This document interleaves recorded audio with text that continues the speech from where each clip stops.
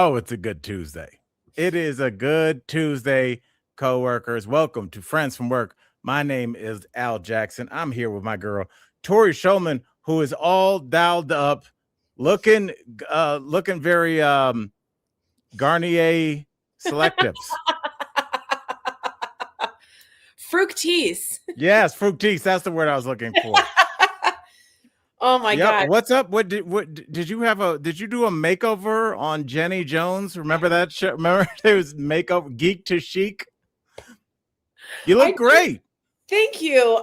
So I don't know if I ever told you guys, but my hair got messed up real bad. You did. Okay. That was one of the most epic hair stories ever. That's true. So this is like this bright yellow, and it looks so bad today that I curled it, which I rarely do. And a lot of my hair is falling out because of the triple bleach. So I was like, maybe this will give it some volume. I mean, you might need to go because it seemed like your hair, and this is coming from a clear non-expert, your hair went through a traumatic experience. Like it just seemed like it was so traumatic that I know for a fact that the woman that did that to you has also thought about that and had to talk to a counselor about that. Like that was, it seems like, did you think she was having a panic attack? Yeah. She had to have been. Yeah, it was bad. And so I'm going tomorrow to get my hair dyed. And it'll be browner and less yellow and maybe cut because of the ends are so bad. But, yeah, it's been rough. I hope you go back to the same woman and be like, same thing as last time. No pressure. I'm going live on TikTok and Instagram. Like this is the girl that did this to me. You may begin. Dude, it was no bueno. And I got some Botox and I feel like I'm just open about everything. It kind of like smushed my brows down when I wanted it to like open up. I thought that's what it made it made you open up. Remember that time Jeff got it? Yeah. It was like this. That's what I thought it did. They call it spocking when you like have this Dr. Spock, but it's okay. I think it's all working fine. You look great, girl. And also wanted to give you a shout out on your excellent prediction last night, Monday Night Football. You came through, told everybody that the Texans were going to win and cover. They did. They took the Pittsburgh Steelers behind the woodshed and gave them a little bit of a tune-up. And what was the score? The score was 31-6. So, I mean, it was it was weird because everybody is saying that it was Aaron Rodgers' last game, which most 99% it was. And I'm sure he might not have known it at the time, but it was also Mike Tomlin, 19-year head coach of the Pittsburgh Steelers. It was ironically his last game as well because he stepped down today. And I think that's one of those things that I actually really like when somebody's given a long tenure to your place and you're letting them go. Allow them to step down. Yeah, Mike Tomlin don't get fired. He just stepped down. It had run its course, and shout out on a great tenure there in Pittsburgh. But Tory, you're killing it with the picks, girl. I know. I said it's 34-21. I got the 30 part right, but man, the Steelers did not do very well. I did say the defense of the Texans would come in handy. It did. I know nothing about that. So making it up as I go. But says number one defense. So I had no idea. I will say this, Tory. It was, even if you don't watch football, if you watched that game yesterday, it looked over the Pittsburgh Steelers offensive line. You could tell after the first play, we're like, we're done here. Oh no. And I'm sure if you got a couple glasses of tequila in those guys, sometimes people are just better than you. And we watch all these sports movies where it's like, we are this little high school and we played the biggest team in the state and we didn't know. Usually the bigger, stronger guys run you over. There was a play where one of the defensive linemen for the Texans just knocked this gigantic Steelers offensive lineman flat on his back, like the way you would do if you were about to fight like a bouncer and he wasn't ready for you to push him. It's just like he was just on his butt. And I just thought, like, I wonder how many times in his life, because that guy's a professional. He's so good at blocking people. That's what he does for a living. And so that doesn't happen to him often. Yeah. You know, imagine like the last time like another human just were like, get out of my way. And yeah, it was it was a real massacre. uneven beating. Yes. So with that said, best of luck to Coach Tomlin, and shout out to you, Tory, for doing your thing. Tory, before we get started, I wanted to talk to you about something I saw at CVS today. Oh. First of all, besides the fact that everything is in glass, the CVS over here on Broadway, my son, when he was little, called it the scary Walgreens. That's what it's not good. Yeah, it wasn't a CVS, it's the Walgreens over there. It's not good. It's not good. Yeah, it's very weird. I'd like had this thought, and I want to know what you guys think about this. Every day, we kind of like let these stories pass through us like osmosis. It'll be like, oh, so and so got caught stealing $10 million. This congressman was indicted for money laundering or embezzlement, and it's millions and millions and millions of dollars. I'm at the scary Walgreens. There were 3 security guards, and everything is behind glass, like you're at the Hall of Fame anyway. Or like they're baseballs behind that. Oh, it's just conditioner. It's like, I don't know. It's just like such a it's the one on weird Broadway. vibe. Yeah, I mean, I don't know what's going on with the loss prevention. So, what do you think? How do you balance that? If are you trying to connect with your community, or just be like, we assume all of you guys are thieves? No, and to be honest, makeup products, hair products, are often the most stolen, and they're very popular to be resold. And drugstore dupes have become like a new thing where like it's just as good as Sephora. Razors. Wait, what's a drugstore dupe? Yeah. You're so cute. You're so not a girl. Is that a new band? No. That sounds good. So for instance, you can get like a $100 bottle of shampoo and conditioner from Sephora, and it like does all these crazy things. Or I can get Dove Bond Strengthening Repair, and it's like $16 for the shampoo and conditioner because they've just used the same ingredient, and that's called a dupe. So it's like they even look like the same packaging. So like Natasha Denona has really good concealer. Well, is it Revlon or is it L'Oreal? L'Oreal has really good concealer that even matches the packaging, and it's a dupe. So I don't have to spend $32 on concealer. I can spend $10 on concealer. So people are all the people on Instagram are like, here's a dupe for this. And it's like the exact color and stuff like that. So people resell. So it's it's everywhere right now. The dupes Tory, it was startling. Like not even the dupe, but just like I have gone to that Walgreens. Everything is behind glass except for like the Pringles. Yeah, everything, every single thing. They must have had such a loss in loss prevention that it's better to lose customers. Like Christina just said, my husband asked me to get Theraflu.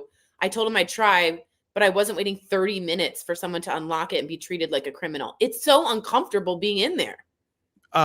Just for that, Christina, I'm going to retell my story from Walmart when I went to go get some Pedialyte. Remember that, Tory? Of course I do. But I need to break down the levels. So I wanted to go get some Pedialyte. We live at elevation. I take Adderall. So just to make sure I'm hydrated, I go get Pedialyte. I could not find it. I asked a woman. She called over the loudspeaker for somebody to meet me in the baby section, which was already super creepy. I get there. There's like a young Hispanic kid. He's got a key to unlock the glass to get the Pedialyte out. But I notice he's standing in between me and the Pedialyte, like purposely. And he's like, what flavor do you want? And I'm like, oh, you're going to hand it to me? Like, you don't try. He was like going to hand to make sure. So then he hands me 2 Pedialytes to put in my cart, but they're in those glass containers that are clear, but have the black lock top. I think I have something that looks like it. Oh, dang. Where is it? But yeah, you can imagine it's just a clear container that you can see the product, and then it locks on the top, almost the way like when you used to buy CDs back in the day, like that black lock on the top of it. Yeah. And so they gave me 2 of those canisters, like I'm taking out liquid nitrogen, and you go out, and then another person at the checkout has to get another key that unlocks just those canisters. Then you pay for your stuff. then you got to go see a woman and show her your receipt before you walk out. I'm like, all right, then what's up on all these tens of millions of dollars being? Maybe we're just thinking too little. Maybe we the people need to start stealing like 15 mil. It seems like you don't get any time for that. And then, of course, I'm going to go on Amazon, which I don't love Jeff Bezos or Amazon, but like, I don't want to go through that. I don't want to go through that. I don't want to have to find someone. There's never anybody around. I feel like an idiot being like, can I see this lipstick? Can I see this lipstick? It's like yeah. Please. I mean, at one point, and I took a picture. I'm not going to take the time to pull it up now, but there were 3 people, including the guy standing in front of the Pedialyte with me, and it's humiliating. I can't do it's like, what do you think I'm going to do here? I know, and it's Pedialyte. Like, what are you going to like? You're going to hydrate people to death? Like, how many of the that should be a Guinness Book of World Records. How many Pedialytes can you hold on your person at one time? 5 would be the record. They're like jugs. It's like, so guys, strange. let it go. But I do think it does say something about our economy, that the things people are stealing are things for babies, and like stuff to groom yourself, like razors and stuff. So I don't know. Maybe bring the prices down to non-astronomical. I don't know. Maybe I'm not an economist for that reason. All right, Tory, let's get into it because we got lots to discuss, my dear. And I pulled up the wrong thing. Where are the things? Here they are. All the things.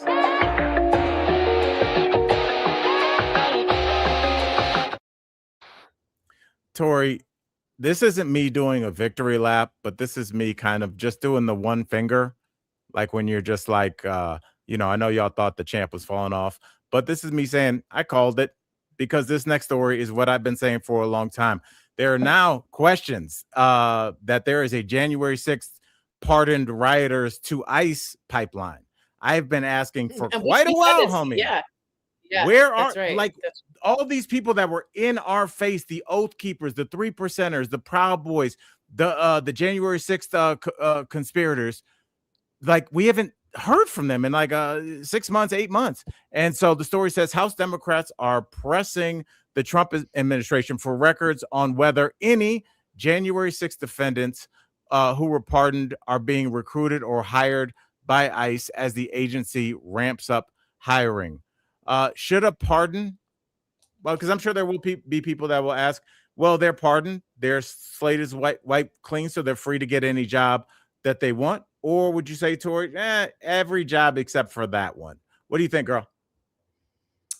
So I can be really, look, if I'm like moral with you, I would say like, that's not good. Obviously these people went against our own country, tried to stop a legit legal processing election. But once you're pardoned, the law doesn't stop you. It overturns the conviction most times. It doesn't stop you from getting other jobs. So like legally, I don't understand. I would think that they have a right to go be ICE agents. Although maybe you can't have a criminal background of any sort, but pardons, that's a full wipe, like as you said, and it's a full power that the president has to do, and he did it. Let me ask you, is maybe Michael Dean can look this up, is a pardon a full wipe, like it never happened, like it's expunged? I don't think it is, right? No, sometimes it's expunged and the conviction is overturned and it fully wipes your slate clean. Other times you're pardoned, but the conviction stands, but you are allowed out of jail. So it depends on whether he expunged the actual convictions or if he just pardoned them. But it is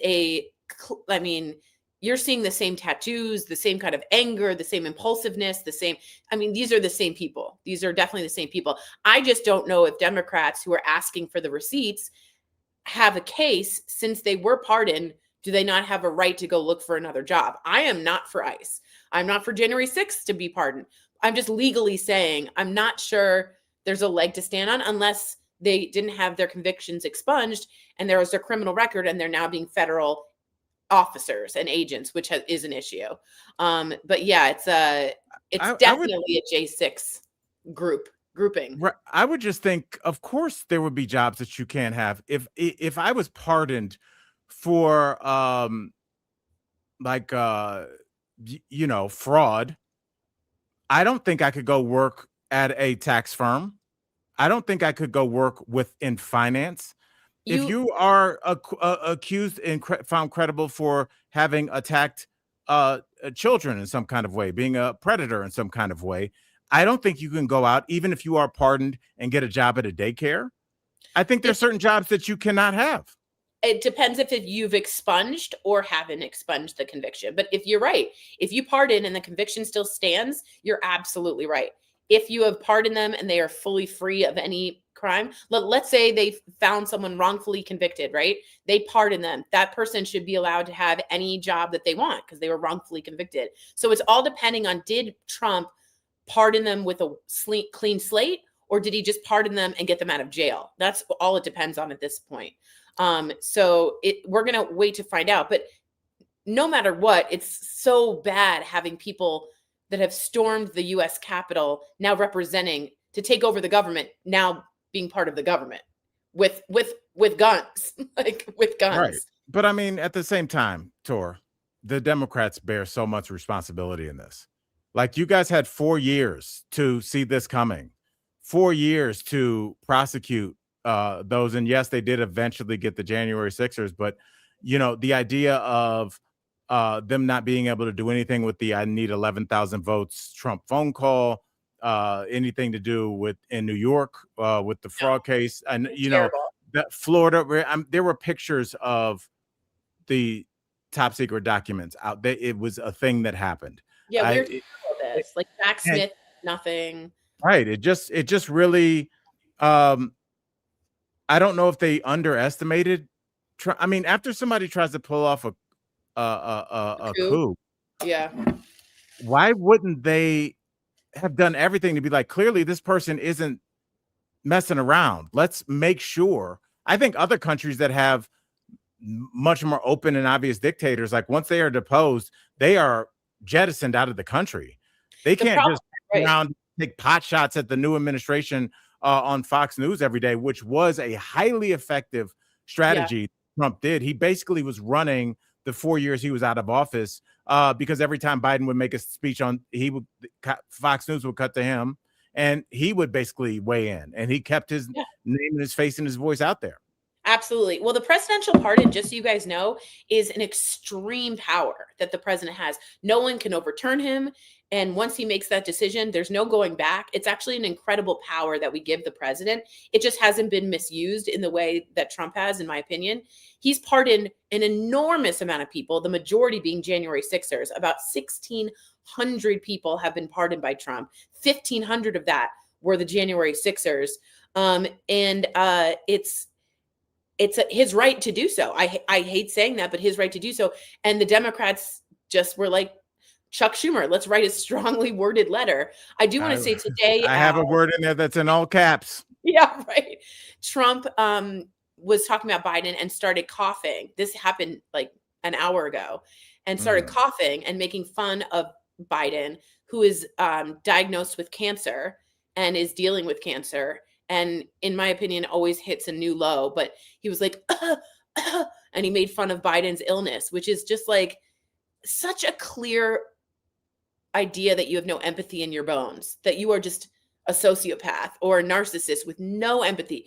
Even a guy with cancer you go after. Like, it's just unbelievable. So yeah. So you can't, but I mean, at this point, is it unbelievable? No, I think the harder thing, and what a lot of us need to start to try and wrap our heads around, is that we had a very fuzzy picture of who else inhabited this world and this country with us.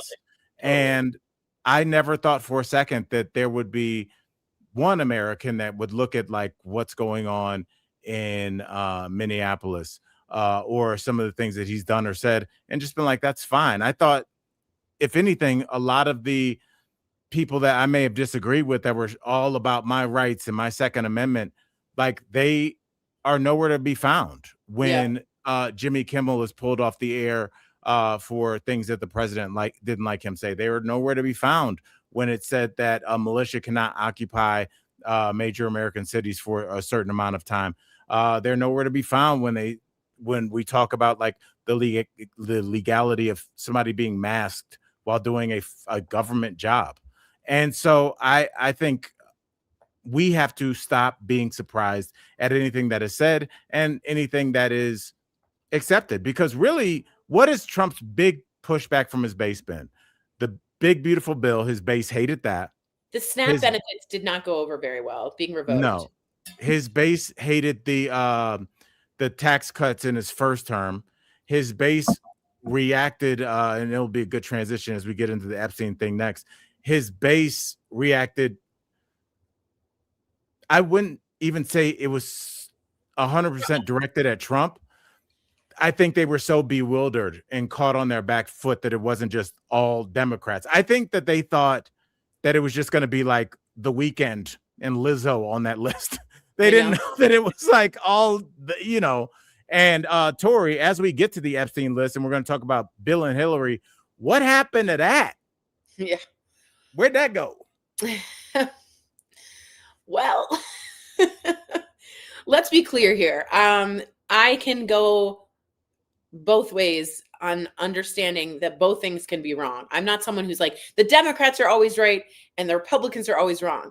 Bill Clinton is all over the Epstein files. Yeah. I mean, he is just in every manifesto. He's in pictures. He's in the flight logs. He clearly had I mean, I can't even explain how obvious it is that Bill Clinton worked and enjoyed the fruits of Jeffrey Epstein's labors, which is disgusting to say because they were underage in many times. But today, the Clintons, including Hillary and Bill, who both, by the way, went to Yale Law School and know the law quite well, have decided that they will not testify. They're being brought to testify, and they are saying no to that. And Republicans are saying that they will hold them in contempt of Congress. You know how you can be held in contempt of court if you reach out against the judge or you say something? Right. You can be held in contempt of Congress if you refuse their subpoena to come and testify. So Bill and Hillary are testing that and saying that they've already given all the information. They don't have more to give, and they are refusing to testify. What do you think about that? So it's an interesting tactic. You guys know my father, Jerry Schulman. We all love Papa Jerry. His firm represented Bill during Lewinsky, and they are very famous for getting Bill Clinton off, and that sounds very wrong, with Monica Lewinsky. But I have to say, and it's exactly what Julia said, so many Republicans have also refused to testify. And nothing ever happens. I mean, nothing ever happens to these people who don't want to come in and testify. So Bill and Hillary are taking that chance, I'm sure, with their lawyer, David Kendall, who they met at law school at Yale, and that he's been with them for a long time. And they're saying, show me your bluff. I'm going to call your bluff because, they can get in major problems, especially Bill, who talks and talks and talks. And any little thing that goes wrong, he's done for. So they're risking contempt of Congress, which you can be held in jail for contempt of Congress or a fine. They're risking that because they want to shut their mouths. Not a bad strategy. Republicans have done it for years and years and years. And just like Lee now just says, I'm fine with them not testifying. A lot of people are. I think there's a lot to find out from Bill, but legally, this is a sound strategy that they came up with. And I don't think they're wrong in this matter. I'm surprised that they did it, but I think it's smart. I think it's really smart when you have someone specifically. Oh, yes. Peter Navarro, Steve Bannon both served time in prison when they did not come in and discuss it. And so, look, they're willing to risk it. And I don't even know if it's a risk, Tor, and I'll tell you why. Because, if you think about like before everything went haywire about a week and a half ago, deadlines were being set and imposed on the release of the Epstein files. People are saying that there's still 80% of them that have not been released. And it was all we talked about every day. Sleuths were finding things out, and I feel like everything was coming to a critical mass. And that's when stuff started lighting on fire. All of a sudden, Venezuela's on fire. Now, Cuba could be next. And Iran, Minneapolis. I think that this is a deliberate strategy on both sides. Not saying that the Democrats have anything to do with this, but there is a reason that they are also not pushing on this. I think this is everybody, and they know that if this comes out the way it, I don't even know if it still could because it's been redacted and things have been hidden, but it would bring everything down. And the system must survive. And in order for the system to survive, it means that you must spare your political opponents. Could you imagine anything more than a Republican having a Democrat over their knee in terms of like having all this Epstein evidence against them, having their names on fight looks? That's literally what a campaign strategist like would masturbate to. Yeah. But yet none of them use it. No. None of them throw that barb at any, because they all know. It's like a party where y'all were all doing drugs, and somebody's like, oh, that Mike's quite the pothead, and you're like, he's all right, he's cool. Like you just never go. You can't. You cannot go at. And that's kind of part of these packs that I believe that these highly successful people that we find out, like you say, went to Yale together, room together, they have a private business together. I think this is a very small, tight-knit group of people that engaged in rituals to ensure everybody's compliance and to shut anybody's sympathetic ego down, where they might be like, oh, we're not even getting deathbed confessions. Yeah, I know. And usually because people decide to unalive themselves in jail. Interesting. Yeah. I think that's out there too, that you can also disappear.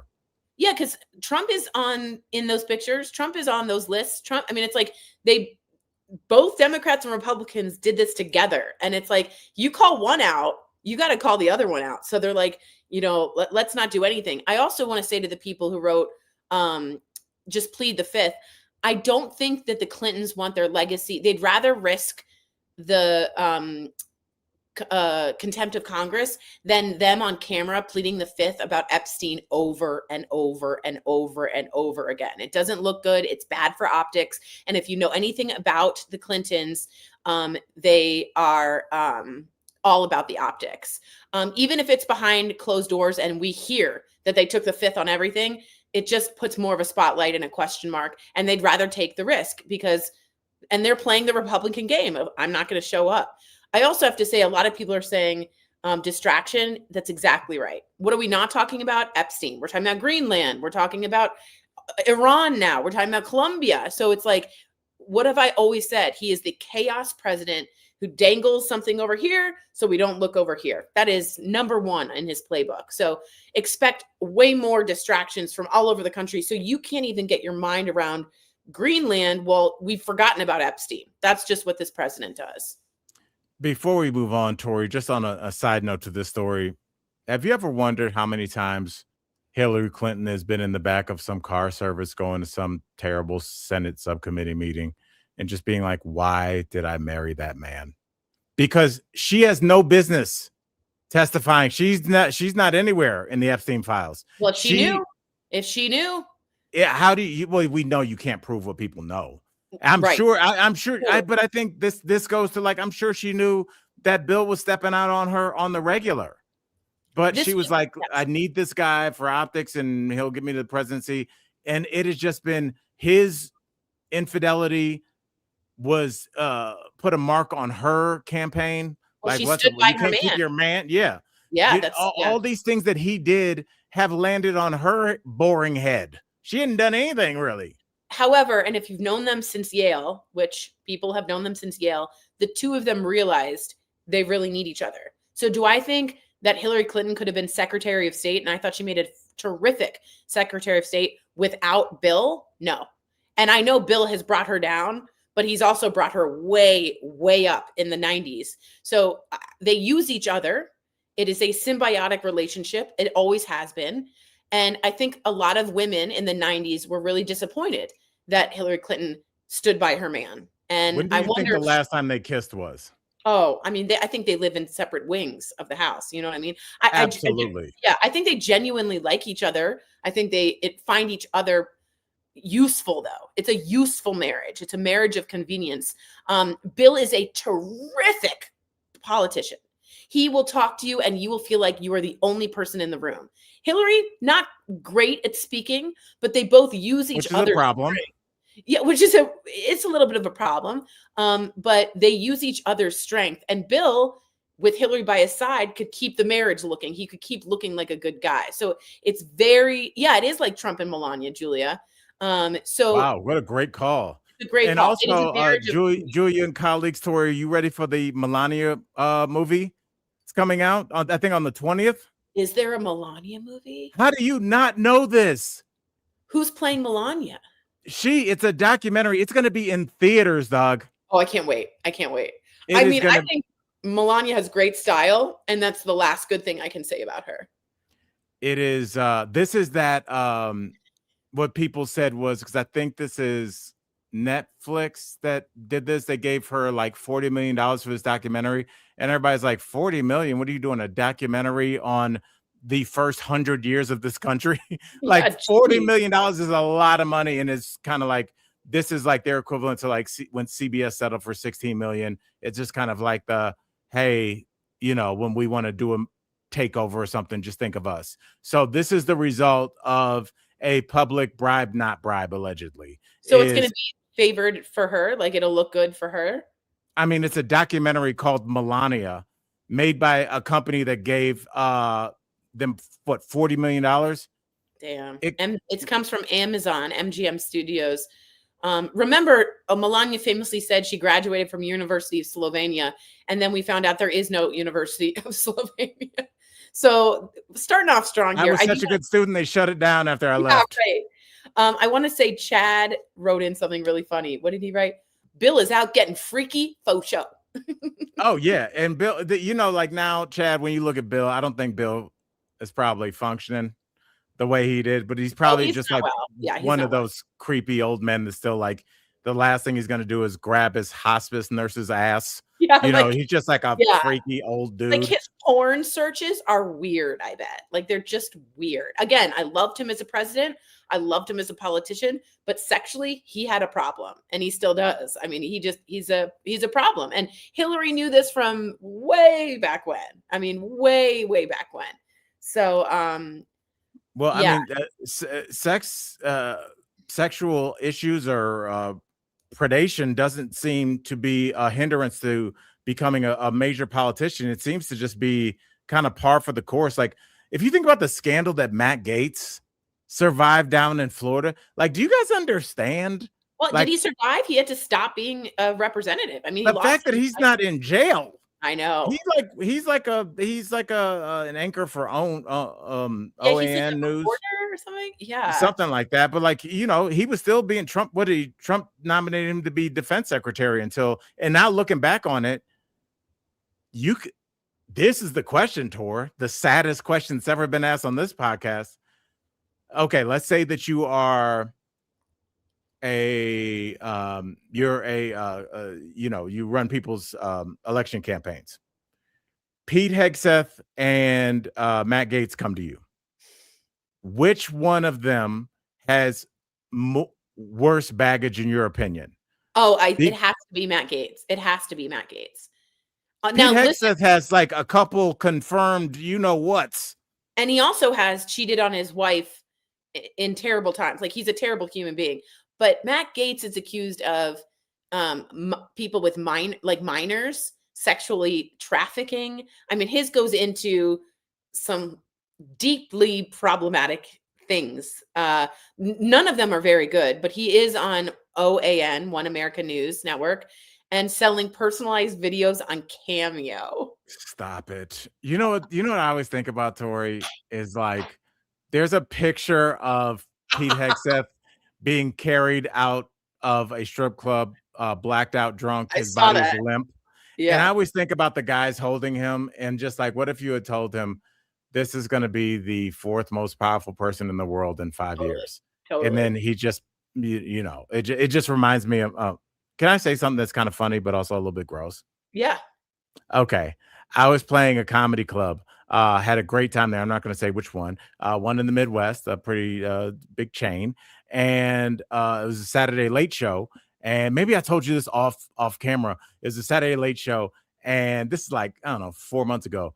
And I've already been paid. I'm just in the green room getting ready to leave. And two of the yeah, bouncers, but more like just staff there that also are big guys that get people out and help people out. Came in and they go, "Hey, sorry to bother you, but did you hear anything with about 5 minutes to go in your set in the back of the room?" And I was like, "No." And they were like, "Yes." They was like they were young. They like high-fived each other because they were so proud of themselves as they should have been. That's what happens when you take pride in your job. It's like, yo, we get issues up out of here. I was like, what happened? They were like, we're just doing our last checks. You would already, we'd already dropped the checks, and they came up on a four-top table. It was a dad that was completely passed out, like face down, arms across the table. He's with his wife and his daughter and her new husband. So it's a four top. And so he said that, first of all, they were wasted.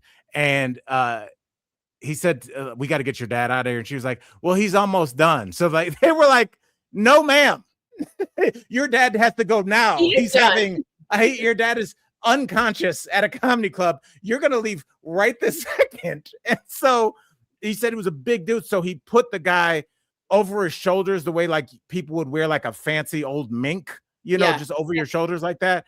And he said, as they're getting this guy out of the back through the kitchen, the guy peed on his shoulder. So he had to put this guy in the back of his daughter's car where the dad like comes to, he's like, what's up? And he said the daughter just goes, thanks a lot, Dad. Like this has happened before. It's like a repeat. That's so funny. Man. Of all the things in that story, I just really respected those two guys. Were so happy that they didn't disrupt the show and distract other people. It was like, shout out, man. I'm telling you, the younger generation, they got good things coming. All right, Tory. Let's discuss this really quickly. What do you think about Law and Order SVU pulling an episode? It says that NBC reportedly shelved a new episode of SVU because it features Timothy Busfield, who is facing serious allegations and is reportedly being sought by the authorities. I thought they had him. I didn't know he's being sought. He's gone. He's gone. Shut up. Shut your mouth. No, the FBI, by the way, he's been on a lot of stuff, including West Wing. He's married to Melissa. Oh, what's her name? She was on Little House on the Prairie. Melissa Gilbert. And we just started hearing about some really young children's sexual abuse claims. And he has taken off. He is gone in the wind. And the FBI has now stepped up to help the local police force look for him. It is not good. It is real bad. And he did? W says he turned himself in today. I didn't actually get that update. I don't disagree with SVU, especially because SVU is a special victims unit relying on sexual crimes. So like, right. I don't know how you have an actor who's now accused. The irony might, yeah. So I think it was a really good decision by SVU to not put him on, but he was beloved on West Wing, and people are questioning, did Melissa Gilbert know? She was the president of SAG. So people are wondering how much she knew, how much she didn't know.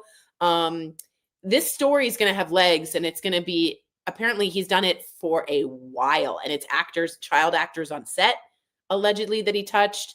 So just real bad all around. Tory, before I ask you a follow-up question with this, let me ask you a more general question.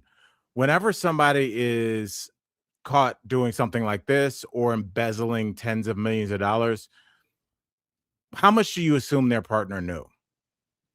Do you think in a normal situation, like, me and Sarah are not married, but we spend every second together. Do you think that she could be running the biggest car theft ring in Denver and I would have no clue? Do you believe that when you hear that? Just not in court, but in real life. Right. So in my instinct, I say, of course they knew. But then I think of Madoff, and I think of his child who committed or unalived himself. And there are ways people have completely double lives without people knowing. And it's not easy to do, but I think there are ways. Well, even I in the let's take the Madoff case, for Okay. example. The final accusation that brought him down was not the first one. So everyone in his orbit was at least aware that he had been accused of some things. So maybe Right. after the first or second one, you kind of peek your ears up and be like, hey, this is a little weird that dad isn't losing any money, even though we just went through an incredible recession where all of our stocks are doing great. It's just like for You anybody believe in what that you field, it Right. didn't make sense. And that's Right. what the But they initial still whistleblower invested. said. I know, but like Kevin Bacon invested, and people still invested no matter thinking, yeah, it is weird. He keeps making money because no one wants to think the worst of this person. And you don't want to think that of your family member. Like Melissa wasn't on set with him. I mean, you would keep this so tightly wound as a secret. I would not be surprised. I don't know. Some people are like, of course she knew. I'm not so quick to say that she knew. I'm not so quick. I don't know. But yeah, I I don't know. think that you can turn your head away from things that you don't want to see. Maybe. I think Maybe when we are in, what did they right in say that you can denial. lie for 10 hours? Like a top flight liar can lie for 10 hours, but eventually just something comes out, you know? Yeah. Like if I convinced everybody on this thread that I'm trying to think about something that's not Googleable, that I used to win local strongest man contests. Like there're just certain things where like you would ask me questions but then there'd be a person that kind of knew about those and my answers would not be right. Yeah. Eventually you're going to run into somebody that's like, wait a second, how are you making all these returns But why when are people still Wall Street, investing? You know what I mean? It's like because they weren't in it. His son was in that business. Kevin Bacon was busy making a few good men. He doesn't know anything about investing, just like I don't. he lost a Bernie lot of Madoff, money. yeah, a lot. I think Jon Stewart's parents got cleaned out pretty good. Yeah, It's and by it the way, someone said, Inside Edition reported that apparently she did know and assisted in some way. I'd be interested in finding out what evidence they have of that. It's hard to prove someone knew something unless there was action taken by that person to assist in some way. it's So almost impossible. It's and then you almost could say you've impossible. been brainwashed or you're scared of your life, or I mean, there's defense ways of getting out of that. But if she did know, that's absolutely disgusting. You know what I mean? That's Yeah. disgusting. I just feel like a lot of times both parties that have been together for a long time, they kind of know what's up. It's weird, but it makes me think about that Gabby Petito case. Remember that case? Yeah. Where her boyfriend, that was, I think I snapped when I was on camera one day and I was like, what's up with these photos that we're getting of him? Like every time you'd see that case covered in People magazine, he was standing, sun shining on his face, like he was on the bow of a ship of a island he just discovered. I was like, this guy Yeah. just murdered a girl after Yeah. and so, but I remember how cold the parents were to her, how they would not help with the investigation. Oh, yeah. They Remember, were like taking his journals. Remember they were right, they hiding took his his journals? journals, they hid him, they hid Yeah. his car. Yeah. Just like and just like when they asked them, they were just like both of them without having to look at each other. We didn't see nothing. Oh, Like yeah. you I mean, can't ride with somebody and not be on the same page with however, whatever's going on. Sue Kitchen brings up a great point. BTK's Talk to me. family knew nothing.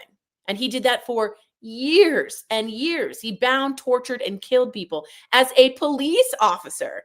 So some people have the ability to live that double life and really not tell the family. Ted Bundy was a normal human, lovely being to people, and it was an actual sociopath, psychopath.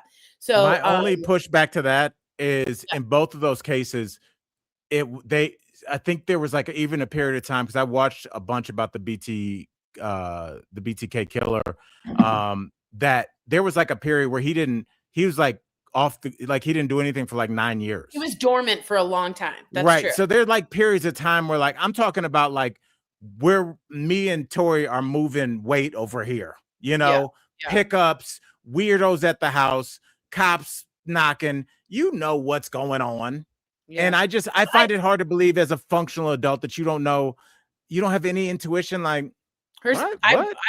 the daughter of BTK had no idea. I watched that whole documentary and she was like shocked. But I do think from what you guys are reporting, and I appreciate this, that it does seem from Inside Edition report today, Gilbert knew a lot more than she said, allegedly. Again, Lee, I agree with you. A lot of serial killers, people had no idea who they were. And I think that shows their psychopathic ability to transform into what you want them to do. Ted Bundy, people said, was lovely. Like, it's crazy. So, but interesting about Inside Edition. I wonder what will happen with Melissa, because Little House on the Prairie. Well, Tory, do you want to see a professional transition? Yeah, let's see it. Are you sitting down? Uh-huh. Are you ready to call me the king of broadcasting? I don't know. All right, Tory, we're moving from a problem with Gilbert to the death of Dilbert. Oh, that's that right. Was great. Thank you. Oh, I'm so sorry. I feel bad. I'm sorry. That was so really, ridiculous. Really good. Tory, Scott Adams, the creator of the famous Dilbert cartoon, which was huge during our adolescence, is no longer with us. Give us your thoughts. And colleagues, we'll hear from y'all. Did y'all ride with Dilbert? Yeah, tell us about your Dilbert fans. If you were into Dilbert, he died, I believe, at 68 of prostate cancer. I'm not sure. I hope I'm getting that right. He had been sick for a while. Why did Dilbert, Al, and I'm asking you guys, colleagues, why did it hit so hard? I think it showed the mundaneness of work in a way that, like, what's the one, like, Office Space? Is that the one where he's like, I need stapler? You know what I mean? It shows the mundaneness of it, and it came at the right. It was like Kathy hit, and she's like, housework, like people really took to that, like very hardcore. So it resonated with people about the workforce in a way that you can't find comics that hit like that. So were you guys Dilbert fans? Can I ask you a personal question, Tory? Yeah. Has a comic strip ever made you laugh? Yeah. Really? Yeah. There's one. Which one? Oh man, it's one called comic strip about the like one that people would know. Don't Google some young hip really one. I'm talking about Garfield. What was the one with the giant dog? I don't know. Beetle Bailey, Peanuts, Hagar the Horrible. Hagar has never made me laugh. Oh, here it is. It's this guy. Who is this? It's the guy with the teenager. Dagwood or whatever. Dagwood never made me laugh. Between a teenager Jeremy and his dad Walter. What the heck is that name of it? It's really funny. It's like hysterically funny. I'm trying Comics to figure out. just never did it for me. Maybe I was like looking at the wrong ones. But yeah, I mean, it's very. Is it Zits? Is that it? Is that the name of it? I've never heard of that. Tory, did you follow Scott Adams' career kind of post Dilbert? No, I didn't. You don't know anything about him post Dilbert? No, it is Zits, I think. Zits is very funny if you guys haven't seen it. But again, it's relatable. It has to be just relatable to you. You know what I mean? And Dilbert was relatable to so many people in the workforce. Family Circle never made me laugh. In fact, absolutely not. Family Circle made me like angry. It was so unfunny. Maybe like, Calvin and Hobbes had a couple of good ones. Great. The Far Side makes me laugh. The Far Side makes me laugh. But yeah. Well, Dilbert post Scott Adams post Dilbert like became a super Trumper. Do you remember this? No. Oh, he I just listened to a 2-hour podcast about his post. Like he went 3 years without. His doctor said it was a mental condition where he could sing and hum, but he could not have a conversation with people. What? Like some kind of and he had a procedure to cut it, like his some kind of his throat glands to give him the ability to speak again.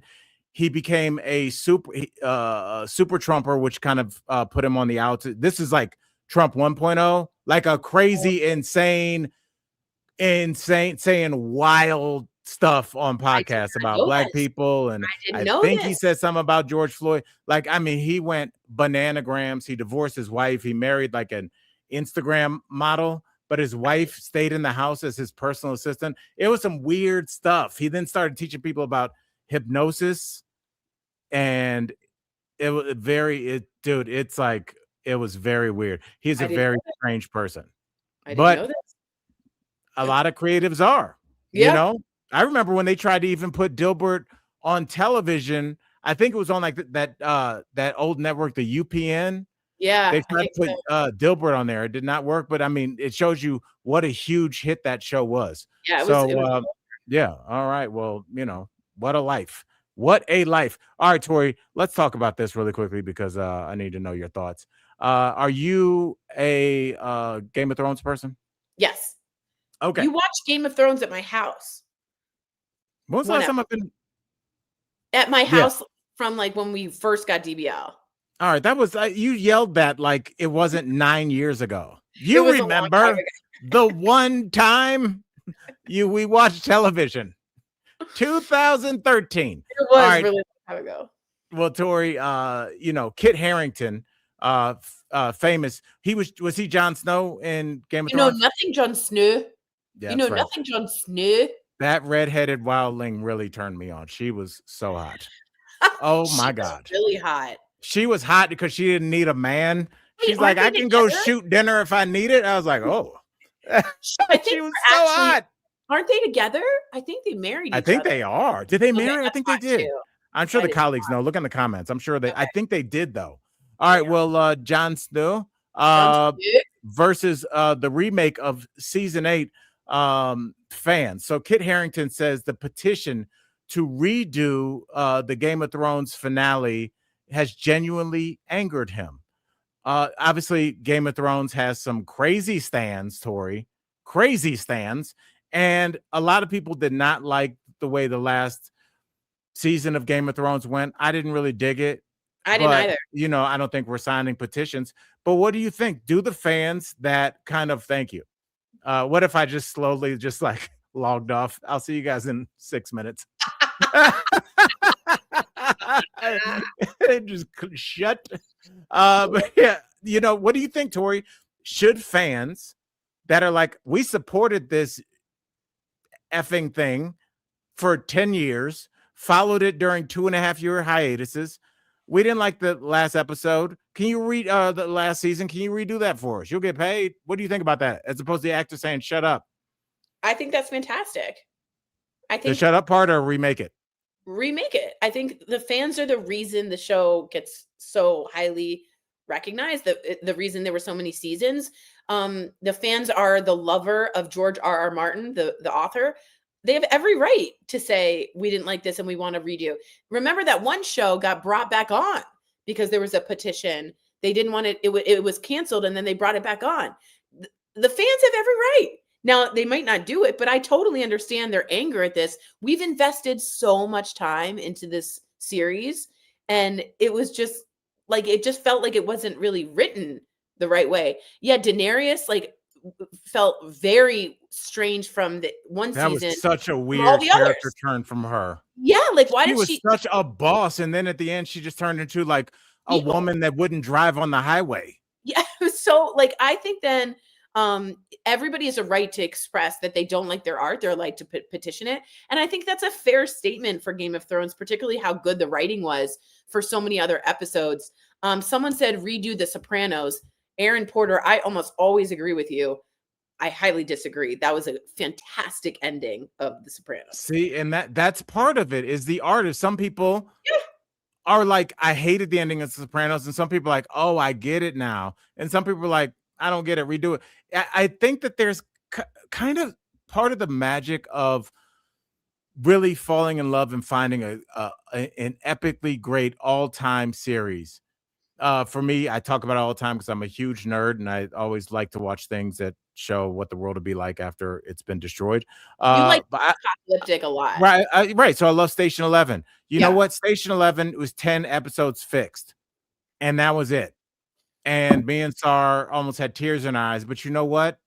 I kind of like it because it stopped right there, and they can't have some weird season 3 where like now some kind of weird stuff happens.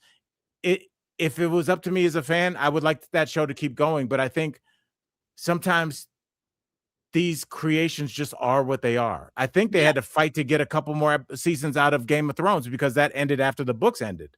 Yeah, And you you know, can't Station also 11. then say no, but redo that, or can you, since it's not part of the book? Well, I think the fans can ask whatever they want. Station 11 was also a phenomenal book as it started as a book. The book was phenomenal. So there's not much after to do from the book unless you want to make it up. But yeah, things like Seinfeld, Julia brings up, is a great point. People hated the ending of Seinfeld. And there's no rhyme or reason to saying, I want to write Larry David and have him fix it, or whoever was in charge at that time. I think it's totally up to the fans to do so.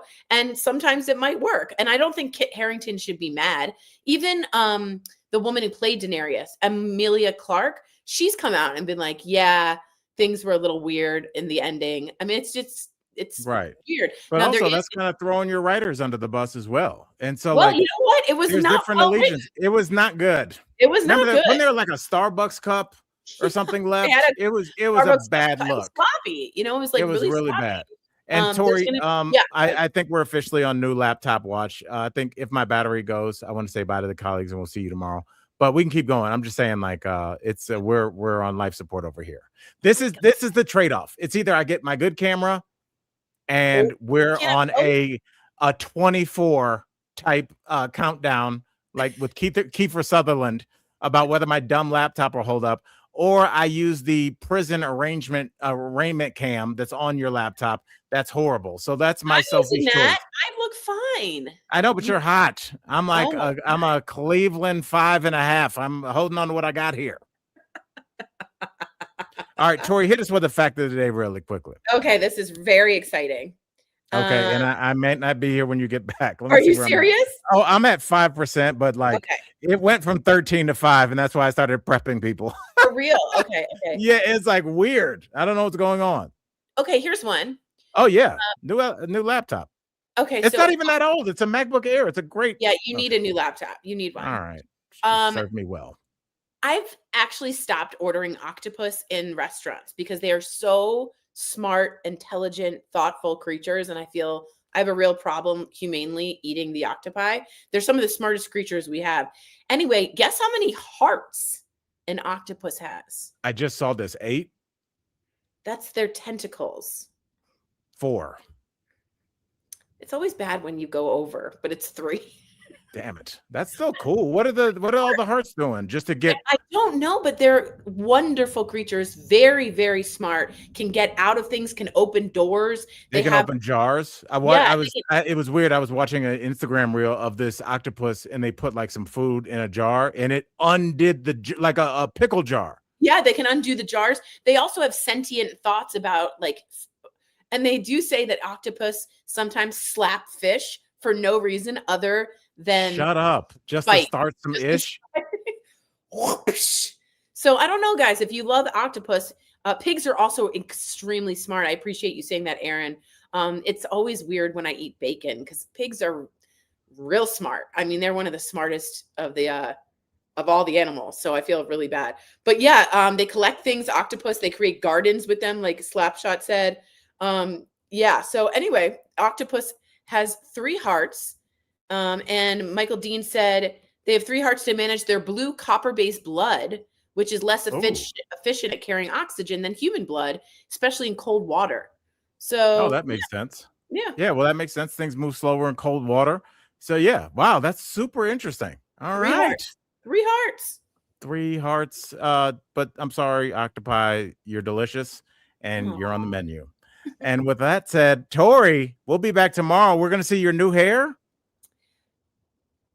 Yes, but I'm not on tomorrow. Am I? I might be able no. Wednesday's the day that you got personal stuff that you're handling. Yep, to make sure you're the best Tory that you can be. I might be able to do it, and I'm fostering a dog, so I'll have the dog with me. Oh, good. All right.